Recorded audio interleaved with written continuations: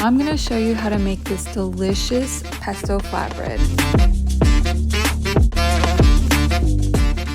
All you need is 1 cup of basil tightly packed, half tablespoon of fresh lemon juice, 1/4 cup of pine nuts, 1/4 cup of extra virgin olive oil, tablespoon nutritional yeast, 1 garlic clove. Now just blend it in the food processor. It smells so amazing. Chop up some button mushrooms and some Kumato grape tomatoes. For the crust, I use the Siete brand almond flour tortilla. Honestly, it makes the perfect flatbread crust and I love the taste. You can also use regular flour tortillas. Gonna use some grilled artichoke hearts. Add the rest of your toppings.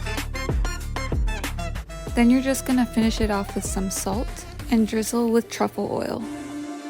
Now it's ready to go in the oven at 425 for 15 minutes. Last but not least, sprinkle it with some red pepper flakes. You can put it on before the oven, just know that it'll be a lot spicier. Oh my gosh, look how beautiful it is. Honestly, this is one of my favorite recipes because it's so easy to make. Also, look at how crispy the crust comes out. This pesto recipe will make about 7 flatbreads.